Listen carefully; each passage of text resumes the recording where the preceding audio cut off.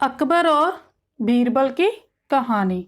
बहुत समय पहले बीरबल ने बादशाह से प्रार्थना करके ये वचन ले लिया था कि जब कभी मुझसे कोई अपराध हो जाए तो उसका न्याय वही पंच करे जिनको बीरबल खुद चुने।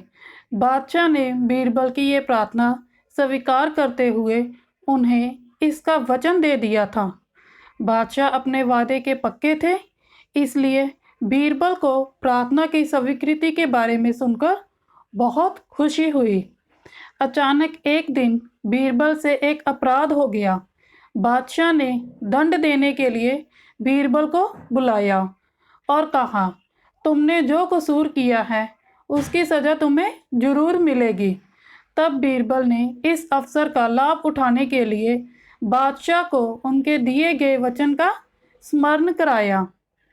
बादशाह की अनुमति लेकर 5 शुद्धों को पंच चुना। बादशाह को आश्चर्य हुआ, ये शुद्ध क्या न्याय करेंगे। खैर, उन 5 शुद्धों को बीरबल के अपराध के संबंध में सारी बातें समझा दी गई और न्याय करने का आदेश भी दिया गया। ऐसा सम्मान पाकर शुद्धों को बहुत खुशी हुई, साथ ही उनमें प्रतिहिंसा की भावना भी जागृत हुई।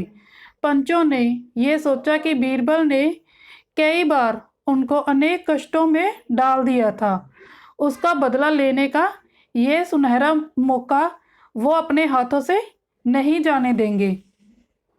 ऐसी दंड व्यवस्था की जानी चाहिए कि बीरबल को अच्छा सबक मिले, ताकि भविष्य में वह किसी के साथ बुरा व्यवहार करने का साहस ना करे। उन 5 में से पहला बोला, भाइयों, बीरबल का अपराध तो बहुत बड़ा है, इसलिए इन्हें 105 रुपये का जुर्माना किया जाए।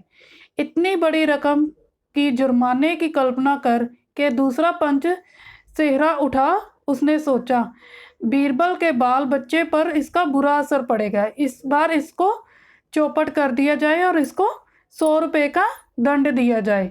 तीसरे पंच को इतना जुर्माना भी ज़्यादा लगा।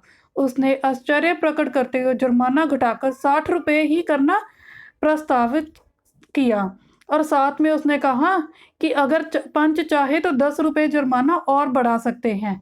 अब चौथे पंच की बारी आई। उसने अब तक के सभी प्रस्तावों का विरोध किया और कहा, इतना जुर्माना तो बहुत ज़्यादा है और इसमें ज़्यादा से ज़्यादा कमी होनी चाहिए। चौथे पंच के प्रस्ताव का 5वें ने समर्थन किया और सर्वसम्मति से थोड़ी देर में बहस के बाद बीरबल को 50 रुपये जुर्माना करना चाहिए, ये फैसला लिया गया। क्योंकि ये जुर्माना बहुत ज़्यादा नहीं है और बादशाह से ये प्रार्थना की गई कि इसकी वसूली में सख्ती न बरती जाए। इसके बाद वह 5 शुद्ध पंच बादशाह से विदा लेकर चले गए। बादशाह समझ गए कि बहुत सोच समझकर बड़ी होशियारी से बीरबल ने शुद्धों को अपना पंच चुना था। बादशाह की नज़रों में 50 रुपये का जुर्माना कुछ नहीं था, लेकिन उन शुद्धों की गरीबी और परिस्थिति का ख्याल करके कि साल भर तक जीवन से परिश्रम करने के बाद भी वे 20 से 25 रुपये नहीं बचा पाते, इसलिए उनकी नज़र में 50 रुपये ही बहुत बड़ी रकम थी। ये उनके लिए बहुत बड़ा जुर्माना है। बादशाह दया की भावना से भर उठे, साथ ही बीरबल की चतुराई की मन ही मन तारीफ करने लगे।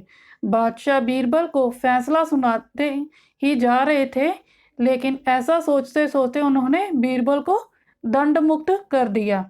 बीरबल को पहले ही मालूम था कि ये गरीब जातियां इतना ज़्यादा रुपया नहीं बचा पाती जो ज़्यादा जुर्माना निर्धारित कर सके, और हुआ भी यही। इसी कारण बीरबल ने अपने न्याय के इन 5 शूद्रों को ही पंच बनाया था। इसमें उनका उद्देश्य भी यही था कि इस तरीके से बादशाह को निम्न जातियों की गरीबी का एहसास हो जाए, और यही हुआ भी।